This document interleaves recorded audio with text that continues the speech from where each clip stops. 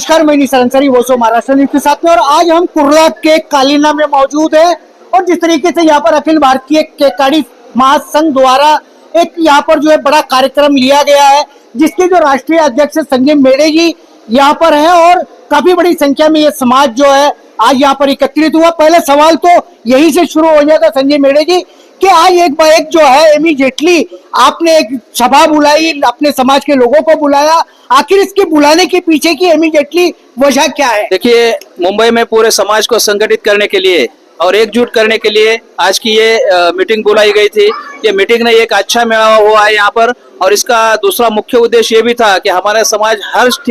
जगह पर पिछड़ा रह रहा है। हमारे समाज को कोई रिजर्वेशन के प्रॉब्लम है, कुछ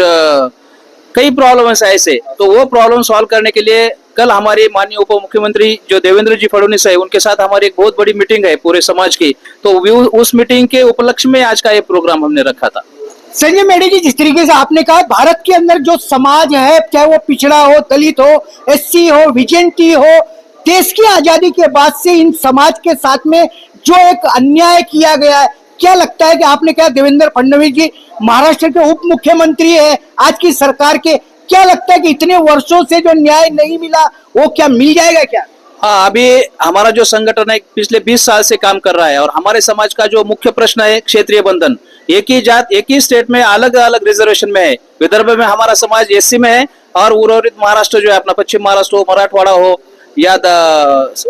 सोलापुर रीजन हो या उत्तर महाराष्ट्र हो, यहाँ पर हमें विजेंटी का रिजर्वेशन है। तो हमारे समाज का एक क्षेत्रीय बंधन उठना चाहिए और पूरा समाज एससी कैटेगरी में आना चाहिए। ये विनती करने के लिए हम माननीय उप मुख्यमंत्री देवेंद्र जी फडणवीस के पास जाने वाले हैं और हमें पूरी आशा है कि वो पूरा हमें सहयोग देंगे और हमारा प्रश्न सुलझाएंगे। संजय मेढ़े जी, जिस तरीके से आज हम महाराष्ट्र के अंदर देखते हैं कि मराठा रिजर्वेशन को लेकर के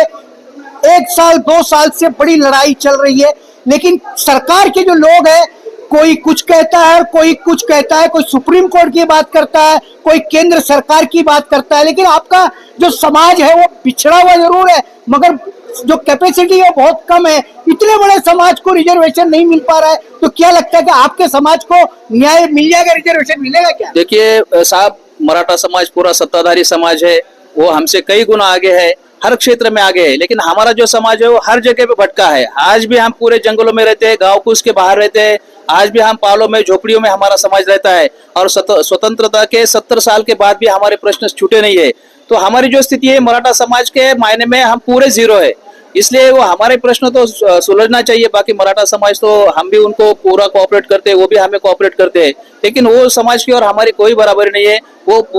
जो मराठा समाज है पूरा राजसत्ता का में है, इसलिए उनके बारे में हमारा कोई कंपटीशन नहीं है। संजय मेढ़े जी, कल की जो खास मीटिंग रखी गई है उसके अंदर जो बेसिक मुद्दे होंगे समाज के उद्धार के लिए, वो कितने मुद्दे होंगे और क्या क्या मुद्दे होंगे? उसमें बेसिक मुद्दा हमारा ये है कि हमारा क्षेत्रीय बंधन हटना चाहिए, जो पूरा समाज एक ही कैटेगरी में आना चाहिए जो अलग अलग कैटेगरी में है। दूसरा हमारा जो मुद्दा है कि हमारे समाज को कास्ट सर्टिफिकेट की जो आर्ट है 1962 की जो आर्ट है वो शिथिल करना चाहिए, क्योंकि अभी 1962 में हमारा पूरा समाज पूरा घुमंतु समाज था, इसलिए हर जगह घूमता था, इसलिए वो हमारे पास वो पुरावे नहीं है उसके लिए। तो वो एक हमारी वो डिमांड है कि वो हमें मांगना नहीं चाहिए 1962 के पुरावे। और दूसरी बात ऐसी है कि हमारे जो बच्चे हैं वो मुंबई शहर में पढ़ने के लिए, कोई नागपुर में, कोई पूना में, कोई औरंगाबाद में, तो हमारे समाज को हर बड़े शहर में एक भवन मिलना चाहिए, कैकाड़ी समाज भवन बोल के, कि जिस भवन के माध्यम से हमारे बच्चे आगे आने वाले हमारी जो पीढ़ी है वो सुशिक्षित और शिक्षित बनेंगी और हमारे समाज का उद्धार करेंगी। सरकार 3-4 महीने में